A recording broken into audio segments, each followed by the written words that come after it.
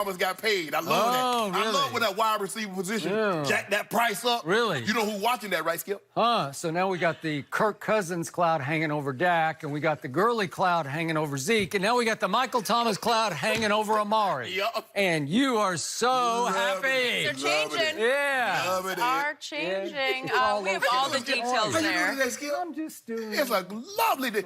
I heard it's going to be a lovely, a beautiful day in L.A. Okay. What Let's I see how hear? the show goes. Hopefully we've got a good one coming your way. A lot to get to on today's show. Did Shannon already put the MVP curse on Andrew Luck? Yep. Sorry to bring it up, but Sorry we'll to go bring it there. up. And is Des Bryant done with football? But we Yep. will start with Ezekiel Elliott. He is reportedly hanging out in Cabo right now as he continues his holdout. Yesterday, Cowboys legend Michael Irvin said on NFL Network, quote, "They are not going anywhere without Zeke. That is how important he is." And former NFL running back D'Angelo Williams said on ESPN that Zeke is the only player the Cowboys need to pay. Also yesterday, Stephen Jones talked about the negotiations with Zeke and the other Cowboys stars. Take a listen. That's my goal, is at the end of the day, we figure out a contract for Dak, for Amari, for Zeke that's fair, that's one they can be satisfied with. But at the same time, they've got to understand there's a real salary cap out there, and any money that we save in their situations, and it's not their job to manage the cap. I agree with that. That's our job to do. But any money we save is not going in Jerry's pocket. It's going to another football player. I mean, it's a hard cap. It's reality. We have to deal with it. And, you know, at some point, the money we spend on these great players are going to keep us, unfortunately, from probably signing a couple guys that we'd like to keep. Shannon, what is your takeaway from all of those comments? Ta-da! It's over? Cowboys should just call off this whole season, right? Skip, let me start with Stephen Jones first. Again, he's doing it. He's sowing these poisonous seeds. Poisonous. Because what he's doing, Skip, he's trying to, fans, if these guys don't give us the discount, you know, we're not going to be able to sign some of the other players. It's not, you're right, Stephen, it's not the player's job to manage the cap. That's your job.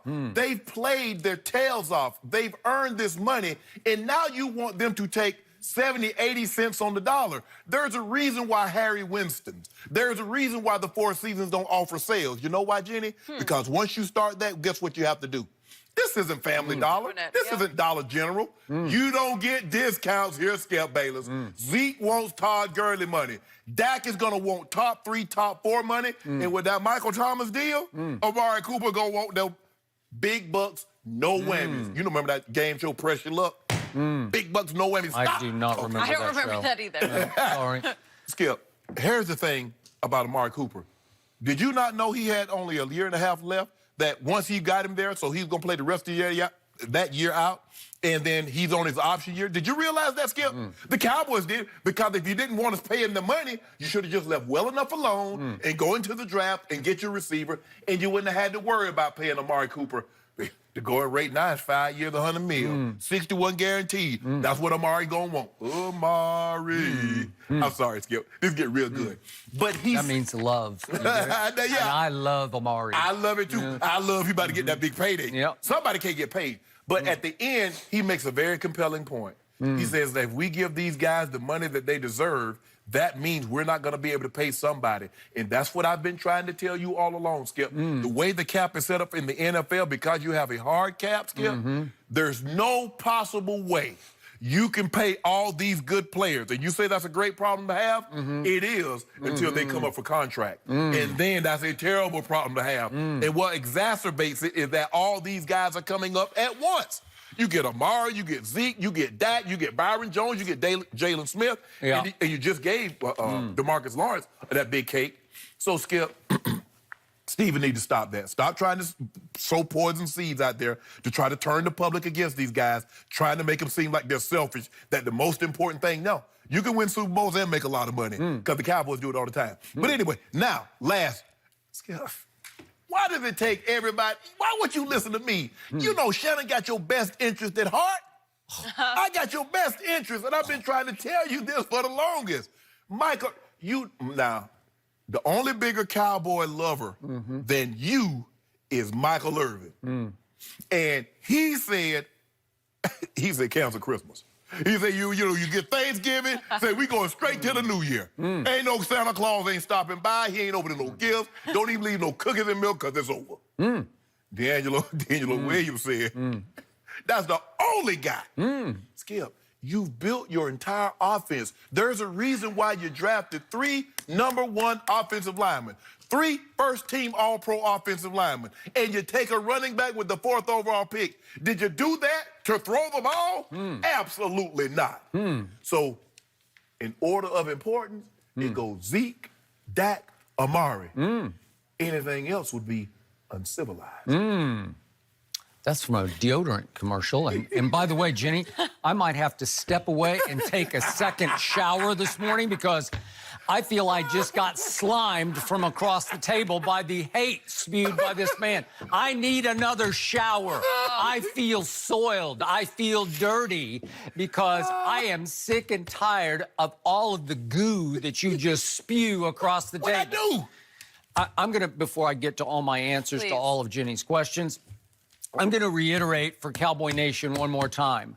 This will all get taken care of.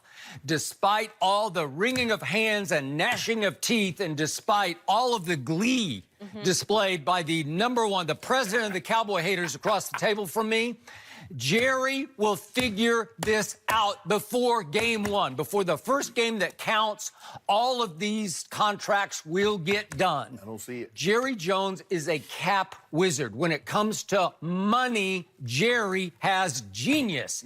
This is what Jerry will get done. Making football decisions, big decisions. He's handed that football off to Will McClay the last 3 or 4 years, and most of them have been good to very good. Spot on. But the point is, these are all great problems to have. No team in the NFL has as many great problems as Jerry and Stephen Jones have right now, and I love it because I have a team on the verge. I have a team I'm picking to win the championship of the NFC this year and get to the Super Bowl because these aren't good problems. They are all-time great problems. You're right. They're all coming to a crescendo at the same time, but if anybody can work through this and figure it out, if anybody has the people skills to navigate through 3 superstars and make them reasonably happy, it's this man and his son, Jerry and Stephen Jones. These aren't poison pills being sown by Stephen Jones. No, it's not. They're just reality pills because the reality is this league has the hardest salary cap. The NBA's is a little soft.